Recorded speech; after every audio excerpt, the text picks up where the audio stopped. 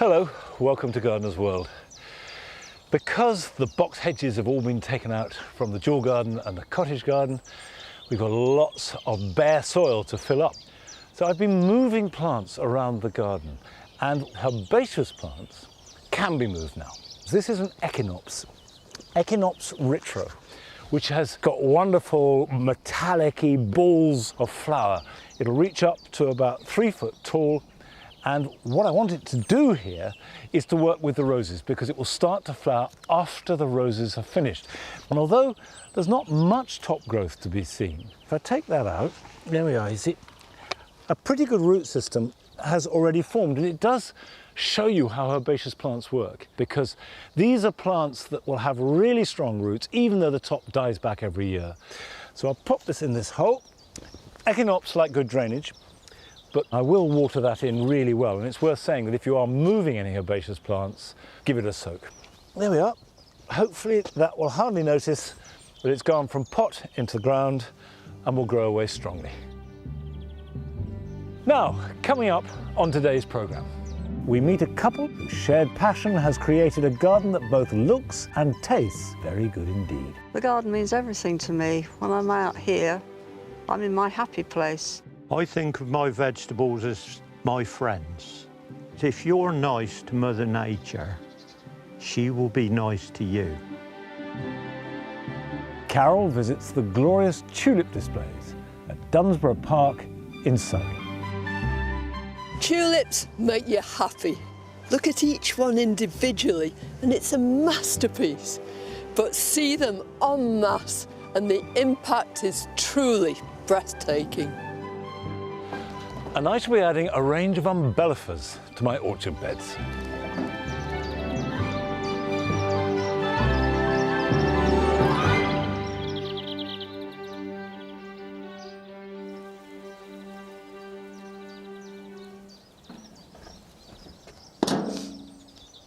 While I am recycling as many plants as possible, I've also bought a few for the spaces, and particularly to complement the roses here in the cottage garden. Planting alongside roses can be quite tricky. Obviously, you don't want anything to steal their thunder. Also, roses do need good ventilation and good light. So if you crowd them with vigorous herbaceous plants, that's not going to do them any good at all. However, if, like me, you grow shrub roses, they will be glorious for about 4 weeks, and then that's it. They've done their stuff. So you do need to add more colour to work both with them and subsequently when they have completely finished. So it's not always easy to get all those mixtures right, but I've got 3 plants here that do the job perfectly. The first is a Nepeta, catmint. Now there's a very well-known variety called Six Hills Giant, and if you've got sandy soil or chalk, it's perfect. Absolutely wonderful plant. However, if like me you've got clay, the problem with Six Hills Giant is it's too much of a giant and then it just flops. So I've got a variety called Walker's Low, and there is a clue in the name because it is much less vigorous, and although I've never grown it before, I am banking on it not to collapse in quite such a spectacular fashion. Nepeta, like roses, do best in full sun. And when Nepeta has finished flowering, you can cut it back hard and it will reflower. So that means that we will get a fairly long flowering season from it. Now, a good accompaniment is a salvia. Lots and lots of different salvias. This is Salvia caradonna that will cover the bare branches at the base of the rose and start flowering just about the time that the rose finishes. Like the Nepeta, it'll do well in full sun. And then in the front, I want something lower that will spread and will flower for a long time. And there's probably no better plant that will do that than the hardy geranium, and no better hardy geranium than this, which is Roseanne. And this will flower from summer right through till autumn. So we have the clear blue, the rather darker purple, and then the paler lavender colour behind it. But the roses are carrying the main attention, and then these will come up through after them. Now, that's fine when you're creating a border. You want harmony and you want balance, but sometimes plants can just stand alone. And a couple of weeks ago, we went down to Sussex to visit McBean's nursery, where they raise plants that are amongst the most glamorous of any on this planet.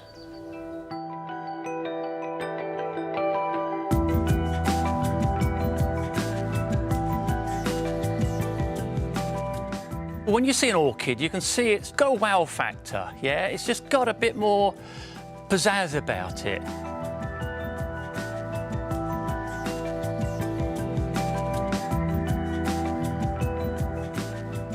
I'm Jim Durrant. I've been growing and breeding orchids for 50 years.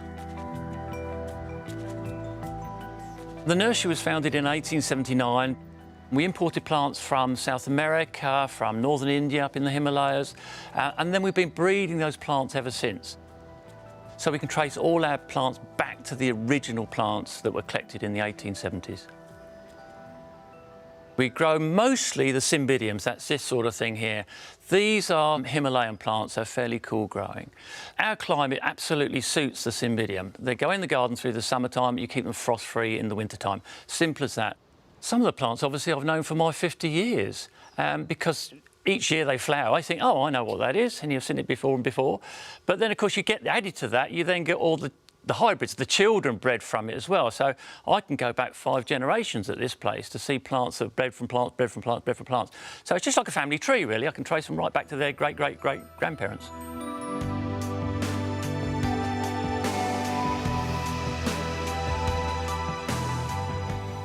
This was the very first one I bred. This is Highland Canary. I bred this in 1975. It's a nice, small, but bright flowers, a really lovely little plant. The parents of this plant are these two here. So this is the Mavourneen Jester, and this is a lovely old plant that's bred in the late 60s, early 70s. And then this is the other parent. This is the Kariga Canary. And again, the whole reason for this breeding, I say, is to make them a sort of really small, compact, joyous, a fun plant, basically. When this first flowered, I mean, it takes us 6 years from making the seed to actually seeing them flower. We came in early one morning, and I was absolutely blown away. To see your very first cross flowering after waiting 6 years is quite an emotional thing, to be perfectly honest. It's still that buzz today. It's, you know, when you're waiting for new seedlings to flower, it's amazing.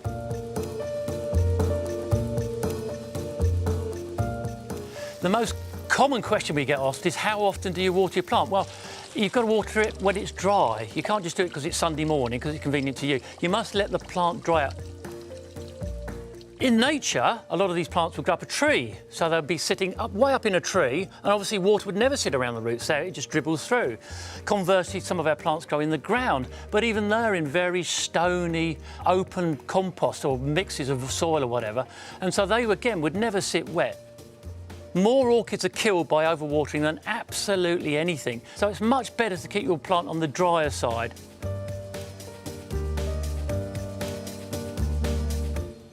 Along with the cymbidiums, we've been growing these fellas, which are oncidiums. These are Oncidium alexandra in this case. This is a species. So this plant is over 100 years old, and we've been using this for breeding lines ever since, basically. So our first generation, which is this one, so there's probably 20 years generation in that hop. You can see we're getting a bigger, bolder, rounder flower, as was the trend of the time. We then got another generation, which is this one here. Again, there's 20 years difference in these crosses to give us a slightly bigger, even more rounded flower. And then we've got another generation, which is another 20 years, to this fella, which we've ended up with a really sort of full flower, a bit blousy. But, like all fashions, everyone now wants the original type, dainty little flower. So the whole breeding program has gone full circle. We've actually gone back to the place we started with, certainly about 100 years ago.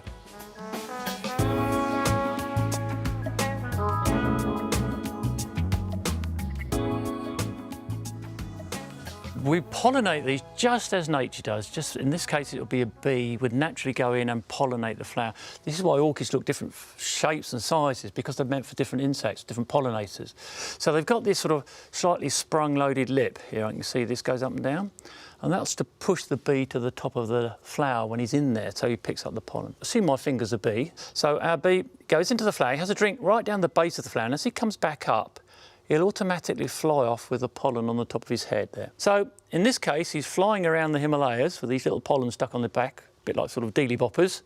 He'll go down and have another drink right down another flower. And as he comes back up there, the pollen is automatically captured by the female bit of the flower, which is hidden under this cap here. And that's done on viscosity. The glue holding it to the bee's head is only half as sticky as the glue on the female bit of the flower. So the pollen grains will grow down there, and that will become a seed pod. But it will take us a good year to get ripe seed, and then we've got another 5 years growth before we see that flower. From making that cross, we will see that in flower in 6 years, virtually to the day.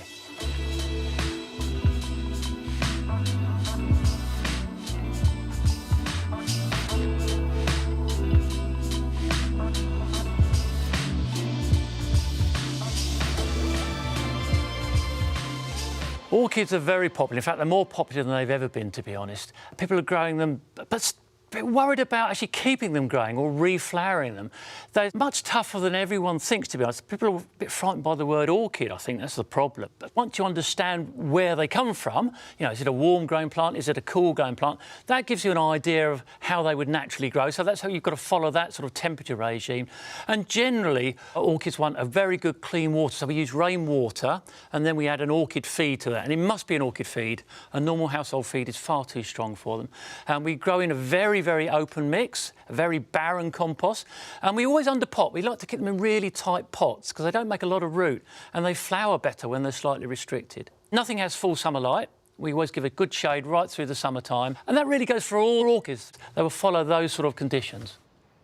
I've been growing orchids now for 50 years, and to be honest, they still fascinate me. I think they're an amazing group of plants. They're sort of just something different about them.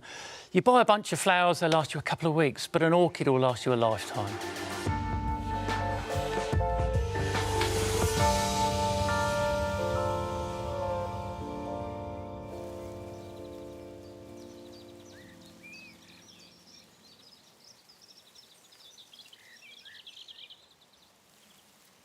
I think, despite the glamour of orchids, which is undeniable, the thing that comes through most strongly is that these are really quite tough plants, and more orchids are killed by kindness than anything else.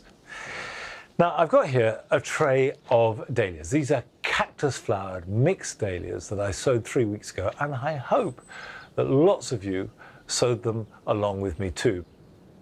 And you can see that mine germinated really well, very quickly, and they have developed into nice, strong, young seedlings. It's really important that at this stage you move them on, because they will start to compete for moisture and nutrients, and that will stunt their growth. So we need to prick them out to give each one a separate container. That could be in a plug or, like me, in a pot. Now, when you're dealing with any seedling, it's really important to hold them by the leaf and never by the stem, because if you damage the leaf, there are others and it can regrow more, whereas if you damage the stem, that can be curtains for the plant. So I'm using the plant label, but you could use a knife and just gently cut round where the root is, and holding the leaf, just lever it out with as much root and compost attached as possible, but don't worry if the soil falls off. What really matters is you don't damage the roots. There we are. That is a healthy seedling, good root system, good top growth. So drop it into the pot. Just gently sieve your compost around it. And what I do is just give it a shake, and that's enough.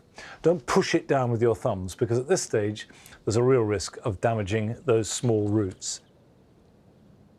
What you have to do now is water them and put them somewhere protected.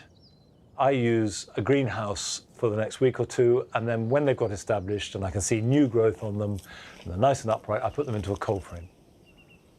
You can still sow some now. There's still time to catch up on this, sow them, and then in 3 weeks' time go through the same process. Now, one of the things that I look for in any garden is not just wonderful planting and design and structure, but its personality, individuality, and that doesn't need to cost money, as we see from this film that has been sent to us from one of our viewers in Wiltshire.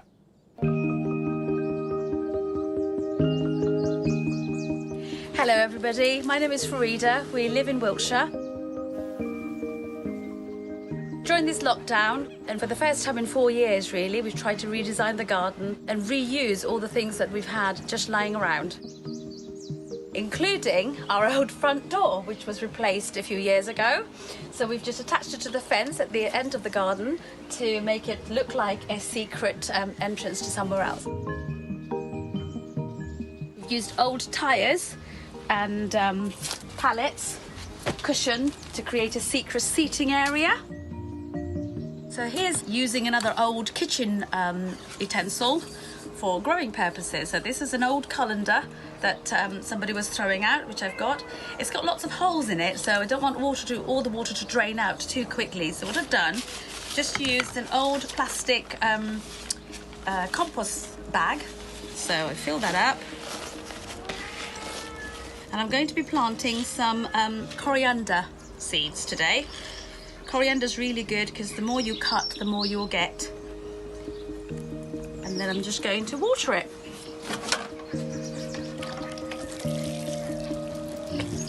And here's one I made earlier, 2 weeks ago. So this is a chimney cover actually that fell off from our chimney last year. So I've just put some moss in it, and then this is 2 weeks worth growth of coriander there. I've also used an old steel toe cap boot, so I've used it to plant a spare petunia that I had. So just grouped together some unusual things that you can reuse and recycle to grow things.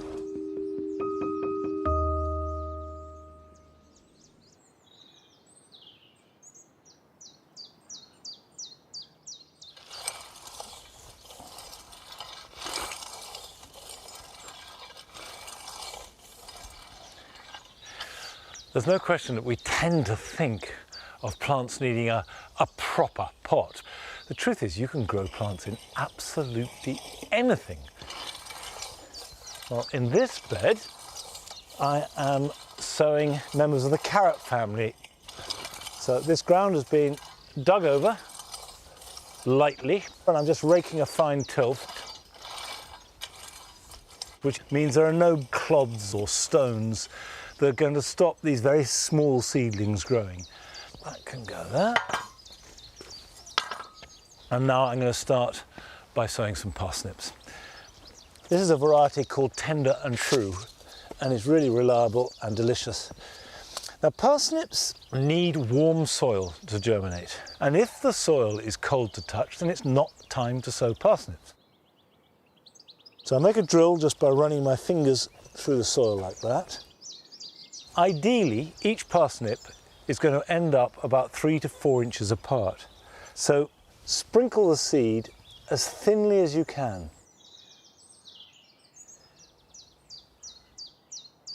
Parsnip seed, even when the soil is warm, is fairly slow to germinate. So in that period, you can grow a catch crop of radish in the same drill. And this is a variety called Ravenello. And literally sow them on top of the parsnips. And they will germinate very fast and be ready to harvest before they start to compete with the parsnip. Now, I'm going to flip the board over like that and like that, and I can get another couple of rows in.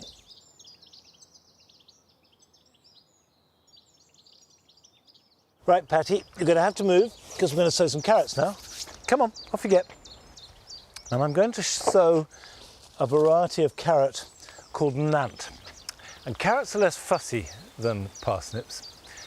They will germinate in slightly cooler conditions. But there is one big issue with growing carrots that has to be dealt with, and that's carrot fly. And carrot fly can smell a carrot from about half a mile away. So try and sow them as thinly as possible, because when you thin them, you release the fragrance of the carrot into the air. If it is very dry, it's a good idea to water them now so that the seed is in contact with moist soil. There's no doubt about it that there is huge pleasure to be had from growing your own food, from the sowing of the seed to the eating of it, sometimes months later. And this was all too evident when we went to Chipping Norton to visit the garden of Gerald and Liz Stratford.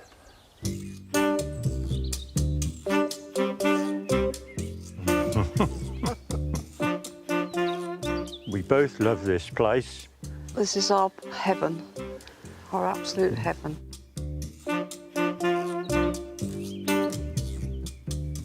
I'm Liz, Gerald, and this is our garden. We're out here every day, aren't we? yes dear. Yeah, Yeah. we are, yeah. Gerald does the vegetables, I do the flowers. Everything you see is what we've achieved in just under 5 years. 4 years, dear. Is it 4? Yes, it's not 4 years till December. Well, 4 years. Well, these are my beans. They're called Guinness World Record because it can be known to grow large. I think that could be a prize winner. I like to do things 100%. And Liz is magic, she supports it. Don't you, Liz? Yes, for my sins I do. I've caught an awful lot of fish. But when we come here, I decided I've had enough fishing. I've got a lovely garden. I'm going to challenge myself with the gardening. And I can't stop trying to do my best. Or do even better. I like to think I'm like a conductor. I don't talk to my plants, but they do understand me. These are all grown outside. I bring them in the greenhouse to ripen off, and they're very mild. There is a fallacy about big veg being tasteless. Load of nonsense. They do eat nice.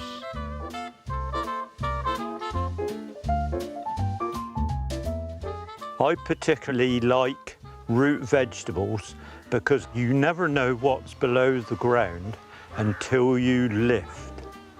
You're seeing all your work come into fruition. It's the end result. You've achieved something. That's one stump-rooted carrot, perfect in all ways. All my effort rewarded. Oh. And the smell was real carrot. I'm known locally as the potato king, and I love eating potatoes. I could eat a plate of potatoes on their own.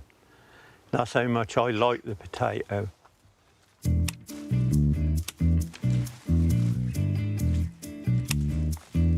There are 3 main types of potato.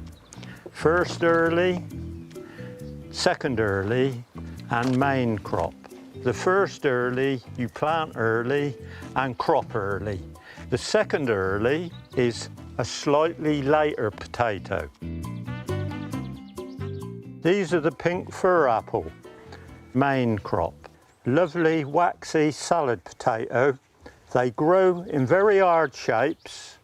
You just scrub it all off and cook them in the skin. They are beautiful. The potato king is showing his prowess now. You can store any potato, but just make sure they're dry. I buy proper storage potato sacks because you mustn't let light into the potato because the potato will go green. £9 4 ounces, that's very good. My magic ingredient is horse manure. Horse manure, composted turf, and the green compost which we make from all our vegetable matter. These are called red MLA, main crop. They're quite a unique potato that they are red right the way through the flesh, not just the skin. I'll just cut one and show you. It tastes very nice.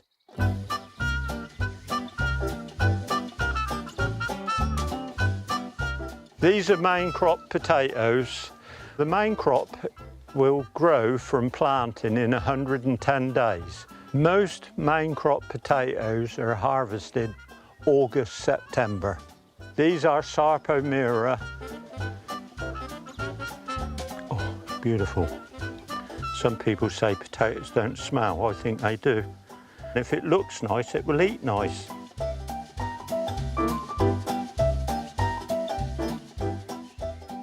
These are the seed potatoes I'm growing for Christmas. They are Charlotte, my favourite potato. I've chitted it by putting it in the dark, and 2 weeks ago I put it in a cold fridge for 2 days. When you take them out, it promotes growth. Starts the potato thinking it's spring. And then you just place the potato with the shoots up. Now fill it to within 1 inch of the top. Put these basically anywhere with light and a modicum of warmth. Just a drop of water, and that will be coming up like this one.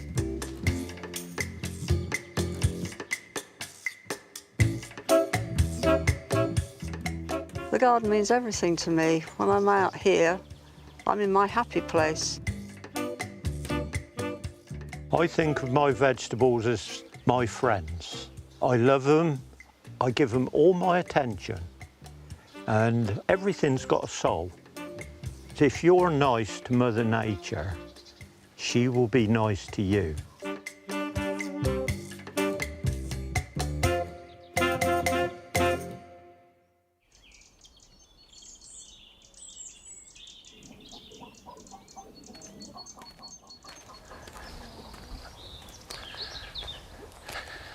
Well, you can't argue with that. And if you fight nature, you will always lose. So you might as well work with her. Now, one of the things about working with nature is knowing what a plant wants in the first place. And these are blueberries growing in pots because what they really want is an ericaceous, acidic soil. And here at Longmeadow, we have a fairly neutral soil. And that means that they survive when they're planted in the ground, but they don't thrive. So I created my own ericaceous mix, and I top dress them every year with some composted bracken. This is a commercial ericaceous compost made from bracken, and you can also get an ericaceous compost made from pine bark, and both work really well. This powder you can see on it is actually ash from the fire that I put on all the soft fruit because it's high in potash, and that helps them flower and fruit. So if I just spread a layer with some composted bracken, it both acts as a mulch and a feed. Now, it is worth saying that you can't change the nature of your soil. That is impossible. So if you have an alkaline soil, it doesn't matter how much top dressing of bracken or pine bark you put on it, it's not going to make it acidic. It'll just make it slightly less alkaline. But if you grow it in a container that is already acidic, you can sustain that with this kind of top dressing. Now, houseplants have become incredibly popular over the last few years, particularly amongst a younger generation. And we've been sent a film from a gardener who loves plants and has lots of them and lives in a flat. Hi, my name is Emma and welcome to my indoor jungle. Living in a top floor London flat, I don't have any outdoor space. So, in order to keep nature in my life, I have houseplants. Over 100. I can't stop. This greenhouse cabinet is great because you can really control the climate within it. I have a humidifier set up inside. I like to keep it somewhere between 65 and 80% humidity because a lot of the plants in this cabinet are tropical plants. So I have kitted it out with grow lights. I've also installed 2 fans for air circulation in the cabinet. Let me show you a few things that I have inside. This is one of my most prized plants. This is a Monstera albo. When this was growing outside of the cabinet, the white variegation on its leaves started to turn brown and get crispy. And that's because the humidity and the light just wasn't right for it. In the cabinet, it's the perfect environment.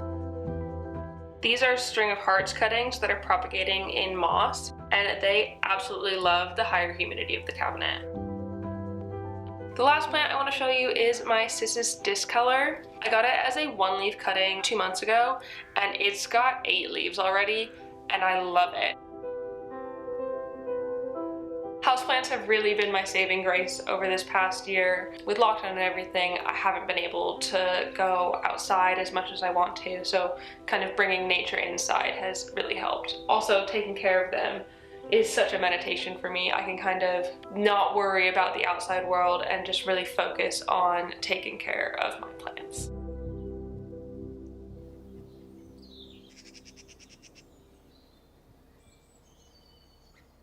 Well, I think we can all share that sentiment, whether we've been gardening indoors or out. Looking after plants has been the saving grace for so many of us over the last year. Now, here in the cricket pitch, the daffodils are now going over, and as they do so, they form seed heads. And you can see that the seed forms behind the flower. And if you're growing these in a pot or in a border, it's a really good idea to snap them off. Just with finger and thumb, remove it. That will mean that the foliage and the green part of the stem will photosynthesize and take all the goodness from the sun and feed next year's bulb. However, if you're growing them in long grass, as I am these, you want to leave the seed heads because you want the seed to ripen and spread and form new plants. And it's really a trade-off. If you want lots of smaller flowers, you leave the seed heads on. If you want fewer but bigger flowers, you just pinch them off.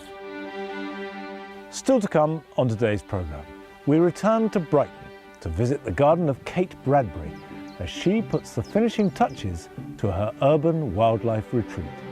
So in my pollinator border, I grow things like crocus in spring, winter aconite. In summer, I go lavender and catmint to take that season right up to the end of the year.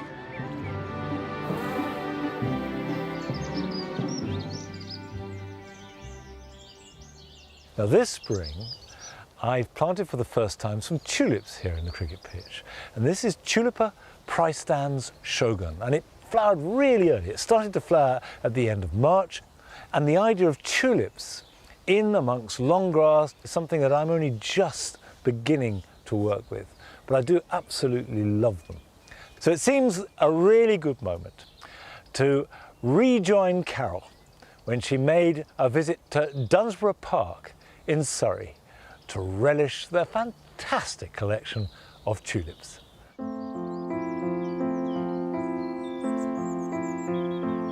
Tulips make you happy.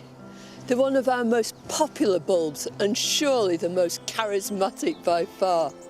They're so diverse and the colour range is unbelievable. Look at each one individually and it's a masterpiece, but see them en masse and the impact is truly breathtaking. The tulip is a member of the lily family, and there are around 75 species with many more hybrids. They come in a myriad of forms and are divided into 15 different groups with names like Double Early, Darwin and Triumph, which reflect differences in their flower size, structure, form and habit. Now these are highly cultivated tulips, but their wild ancestors live up in the mountains, all along the Tian Shan range, which stretches from China right through to Turkey. And winters there are freezing cold, whereas summers are hugely hot. And that's exactly what tulip bulbs need. They've evolved to live under those conditions. The more we can replicate those conditions, the happier our tulips are going to be. Tulips are such magical bulbs to incorporate into your garden and so brilliant to mix with other plants. How about that for a vivacious combination? It's full of the joys of spring. This gorgeous creamy white tulip is Purissima, otherwise known as White Emperor. And here it's accompanied by a classic daffodil. This is Thalia, one of the Triandrus stuffs, and it's just so gorgeous. And then if you look underneath, this is a really exciting part. You can see the things that are going to take over from the tulips. When they're finished, there's big clumps of geraniums here, and the whole thing is overlooked by these gorgeous wisteria. It's just delightful. It makes you wish you'd done it yourself.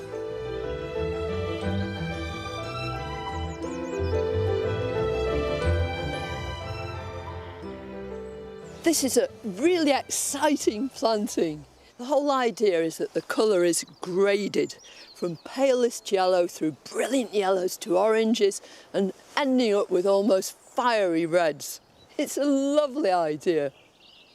These are all Darwin tulips, most of them forms of appledorn. If you see any tulip with appledorn in its title, you can bet it's going to be a really grand tulip. I love the way they've used it so simply with this blue muscari.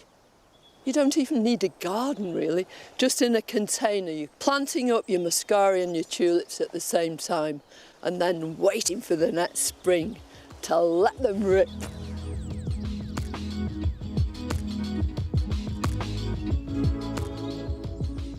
This is the tulip meadow. It's glorious.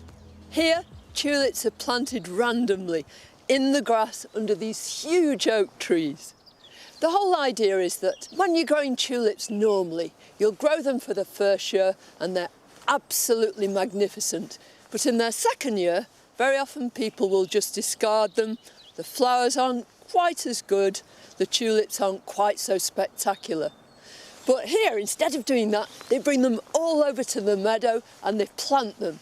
They all blend together brilliantly, creating this sort of impressionistic effect.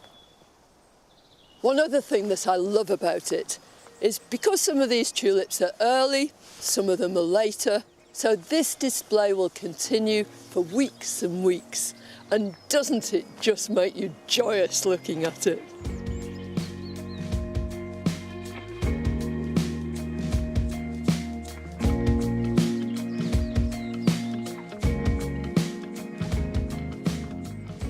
Everybody can grow tulips successfully. Just follow a few simple guidelines. First of all, choose really good bulbs. When you've got your bulbs, choose the sunniest spot you can and dig your holes nice and deep. 8 inches isn't too deep. And if your soil is on the heavy side, then line the holes with grit and incorporate some to the planting mixture as well. They need good drainage. Plant them late. Here they plant them in December, and that guarantees that you're going to get flowers of really good quality because they'll be subject to that period of cold. When they've finished flowering, don't let them go to seed. Take off the flowering stem, but let the foliage die back down into the bulbs because that will swell them and give you better flowers the next year. And if you've no garden, no worry. They love growing in pots.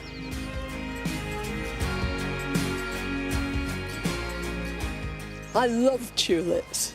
I love their colour, their diversity, the difference in their forms. They are beautiful, and at this time of year, nothing can hold a candle to them.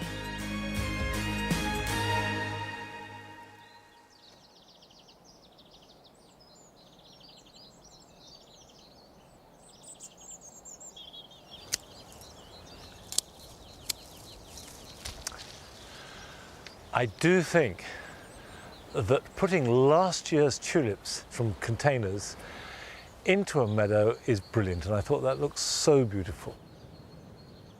Now, I'm often asked the best time to prune hydrangeas. Well, there are different types of hydrangeas and there are various different pruning regimes, but the vast majority, which includes all lace caps and mop heads, should be pruned now. The flower heads act as a kind of protection over winter.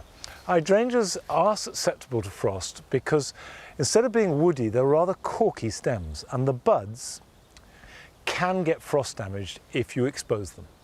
So the first thing to do is to cut off the flower heads and then reduce them down by about 1/4 or 1/5, cutting back to just above a shoot. And while you're doing it, you can cut harder on any weak or spindly growth. Hydrangeas like light shade, they're sort of woodland edge plants, but they don't like drying out. And if your hydrangea is doing badly, the chances are it's too dry. Now, if you've got an established plant, it's a good idea every year to remove some of the older growth right back down to the ground.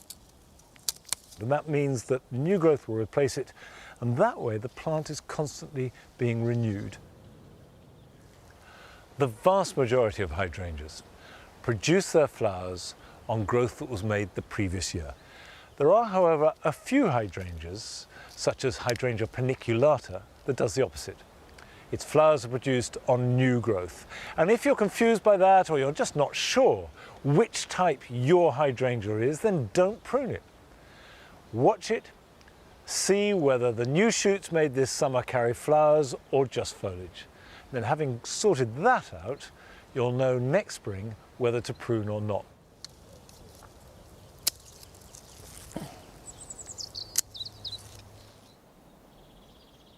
Now, I think it's wonderful that more and more people are becoming aware of what an important habitat gardens are for wildlife.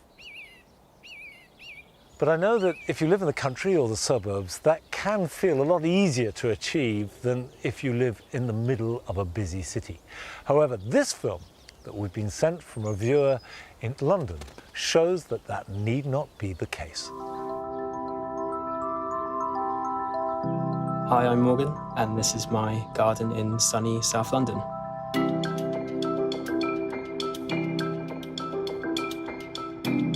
I am an ecologist, and I specialise in urban biodiversity. And what I'm most proud of is my shed wildflower meadow.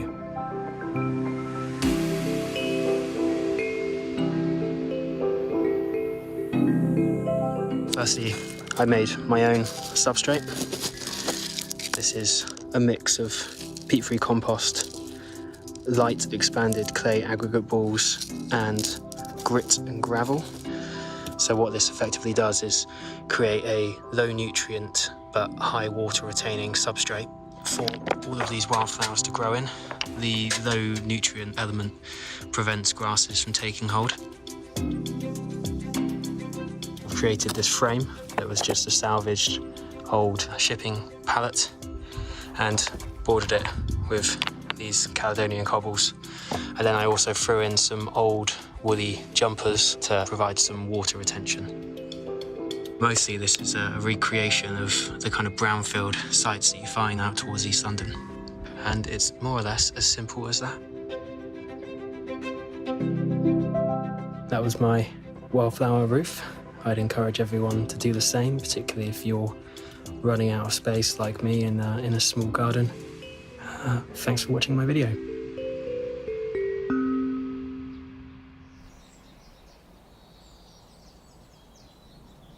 I love that tip about using a woolly jumper for water retention. How brilliant is that? And they will eventually biodegrade. I will try and apply that myself. Now, every spring, I am amazed by the beauty and sheer weirdness of the imperial fritillaries. This is Fritillaria imperalis rubra maxima, and they are an absolute wonder and a joy in themselves. But then on top of that, they have this extraordinary relationship with blue tits, because blue tits pollinate them. The birds go in the flower looking for nectar and then move on and spread the pollen. And that is an amazing sight. I sit here for hours just waiting for the blue tits to come. And of course, every garden can provide wildlife magic. Whether it's birds and flowers, or it's frogs in a pond, or insects in long grass, it's all there if you just look and create the right environment for them to thrive. So this seems a really good time to rejoin Kate Bradbury in her garden in Brighton, which when she took it over was a pretty standard back garden, but very quickly she made it into a haven for wildlife.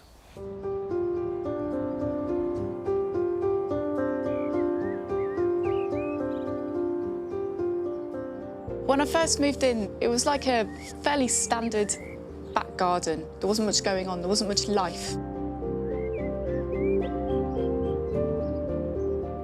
I made quite a dramatic decision to take out nearly all of the shrubs and trees that were growing here, and I replaced them with British natives.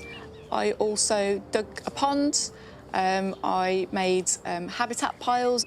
I've also got bee hotels and laid a wildflower meadow. The meadow has been the second most significant addition to my wildlife garden. The pond had made a huge difference just in terms of the amount of birds that came in. Hedgehogs were coming in and drinking from it. It's been a real centre of the garden, but the meadow as well. I've got things like oxeye daisy, I've got loads of different grasses, I've got buttercups. I think we should be more tolerant of plants that we traditionally regard as weeds. Even in a small garden, there's always a little tiny corner where you can grow a little patch of nettles or let dandelions flourish, because just having these small areas of weeds or wildflowers really benefits a whole host of species. A lot of people think that wildlife gardening is growing flowers for bees and butterflies and hoverflies and things, and that's a huge part of wildlife gardening. But it's only half of the story. It's all very well growing flowers for the adult butterflies, but if you don't provide leaves for the butterflies to lay eggs on, for their caterpillars, then you're missing a vital part of the food chain. Caterpillars are right at the bottom of the food chain, so not only are you providing habitats for the whole life cycle of the moths and butterflies to complete, you're also providing food for all the species that eat the caterpillars as well.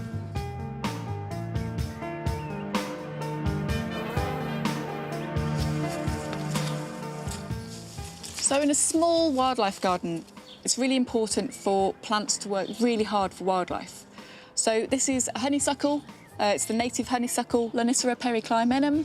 It's a really great pollen and nectar plant for bees and other insects. And it's one of those plants as well that provides flowers for night-flying moths. Honeysuckles really like their roots growing in shade and the leaves growing in sun, so planting it on a north-facing wall where it can grow up into the sun is perfect. Because of climate change, bees in particular and some butterflies are coming out at different times of the year. So bumblebees might come out of hibernation as early as February, sometimes January in some years. And then you'll have other bees at the other end of the year that are still flying in November. So in my pollinator border, I grow things like crocus in spring, winter aconite. In summer, I grow lavender and catmint, and then sort of later into the summer, I grow Rudbeckia, Verbena bonariensis, and perennial wallflower as well, to take that season right up to the end of the year.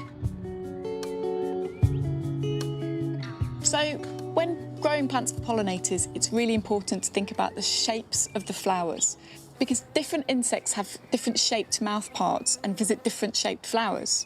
So long-tongued bees will visit flowers with long tubes like honeysuckle and foxglove, and short-tongued bees will visit things like daisies and bowl-shaped blooms like cranesbills. So it's really important to grow the greatest variety of flower shapes as possible for the greatest variety of insects.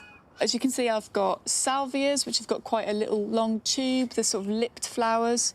I've got poppies, which have got the really lovely bowl shape. We've got red campion in the foreground, white campion, and then catmint as well, which is really lovely lipped flowers. Lupins, when they flower, they've got quite interesting flower shapes, which long-tongued bees really benefit from as well.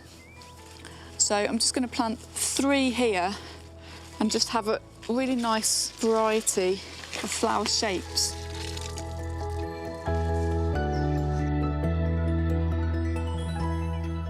So as well as planting things specifically for certain types of wildlife, it's also really important to tolerate the wildlife that comes in that you might not welcome that much. So here I've planted loads of flowering plants for bees, butterflies, hoverflies, moths, but also I've got loads of aphids coming in as well. And some gardeners might remove these aphids even with an organic spray. You know, you might take these aphids off and get rid of them, but I've just left them because house sparrows feed aphids to their babies, ladybirds lay eggs on aphid colonies, hoverflies lay eggs on aphid colonies, lacewings also eat them. And so just by leaving them, you've got a food chain in place, you've got a little ecosystem, and you're just providing a bit of extra food for all the other species in the garden. I've barely left the house since I made this garden. I never want to leave. It's my happy place. I love standing by the kitchen window and watching the sparrows coming in. And last week I had sparrows teaching their babies to have a bath, which was just so cute. It's just gorgeous. It's just the most wonderful thing. It makes me very, very happy indeed.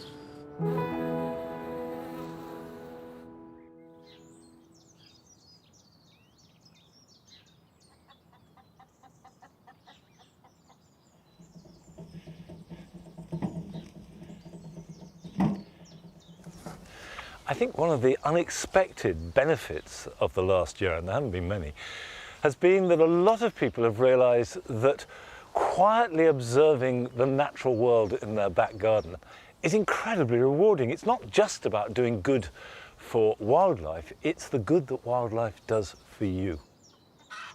Now here in the orchard, we're in the process of making a wildflower meadow. And to that end, we've got lots of bulbs. The first daffodils are going over. There are more that will follow. We've got tulips almost opening. There are camasias, and then lots of annuals and perennials that we sowed here, along with the yellow rattle, which stops the grass growing too strongly. But we do have a problem. And wildflower meadows are not that easy to make. You've got to garden them. You've got to nurture them. And at the moment, our biggest problem is one plant which on its own is fine, but en masse is a bit of a weed, and that is the common hogweed.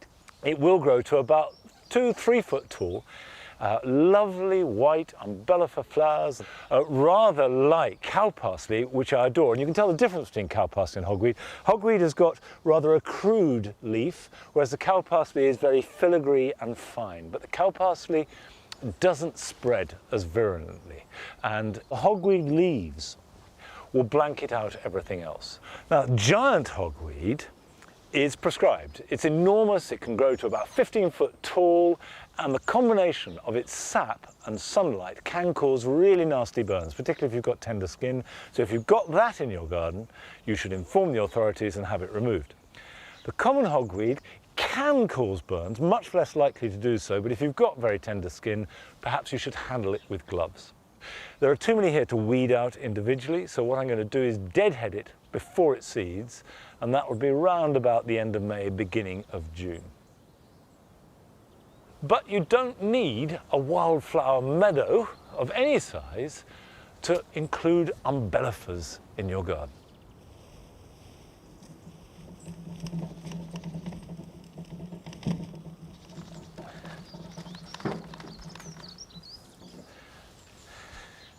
These beds were cut out of the long grass only about 5 or 6 years ago. And we've been planting and building them up ever since. But the one thing that I haven't quite got right yet is linking them with the wildflower meadow. So my plan now is to plant umbellifers of various kinds that you can buy in garden centres and nurseries as plugs or young plants, so that there is a real link. And I've got a range of umbellifers to do that with. The first is cow parsley in a particular form. And this, which doesn't look much at the moment, is Anthriscus ravenswing. And it's cow parsley with purple foliage. And you can see I've actually got some already in the border. And then the flower stalk will rise up with the white, perhaps even slightly pinky flower. But I will add that to the border in there. And I'm going to plant some more carrots, because wild carrot, a daucus, is really decorative. And if you left your carrots to go to seed, another biennial, so next spring, they would put up a flower stem with a white umbel. So I'm going to put that near the front. Now this is a perennial. It's a lovely umbellifer, which is also extremely accommodating. Any garden can grow this. It's called Selenum, and it will grow in almost any soil, take some sun and take some shade. So I'm going to pop that in there. And on top of that, I've got some Ami, and I sowed these in the autumn, the end of last September. This is Ami Majus. Now, don't try and sow Ami Majus now, it's too late. But the good news is that you can buy them as plants, and also Ami Visnaga you can sow now and it will flower in summer for weeks and weeks. Right, enough talk. Let's get on with some planting. And while I'm planting these, here are some jobs that you can do this weekend.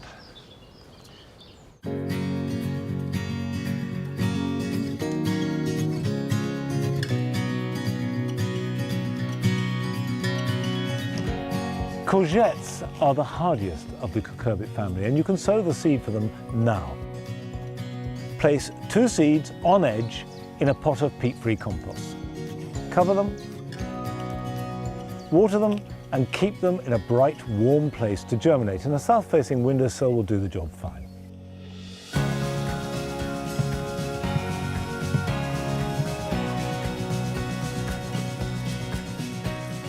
Now is the time to cut back penstemons, just as you start to see new growth emerging at the base of the plant. Now be brave, cut right back hard, removing all of last year's growth to let light and air into the new shoots.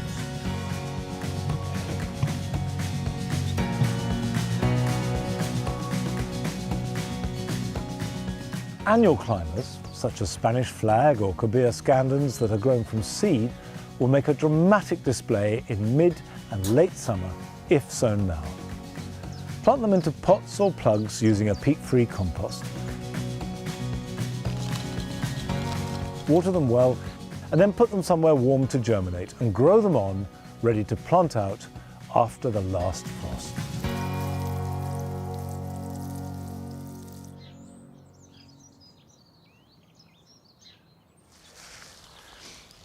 This is an allium that I'm digging out of the Jewel Garden. Allium Purple Sensation, which is a beautiful plant. And when it's in flower, it's one of the best things in the garden. Originally, about, 25, 26 years ago, we planted 100 bulbs in here. And for the first few years, they were just a glory. We wished we had more, we wished it would spread. Well, be careful what you wish for, because it has spread with a vengeance. Anyway, I'm digging some up here because I have a cunning plan. Next week, I shall be planting a hedge. It's going to be evergreen, and this is a really good time of year to plant evergreen hedges. But before you plant any hedge at any time of year, it's really important to prepare the ground well, to get rid of any perennial weeds, because once you've planted the hedge, if the weeds are in amongst the roots of the hedge, you will never get rid of them. And I suggest doing this a week before you start to plant. And then if any weeds you've missed are there, they will come up and you can just give it another weed over before the planting begins. Well, it's just as well we've got to leave this for a week or so, because that's it for today. But join me here at Longmeadow next Friday for some hedge planting. Till then, bye-bye.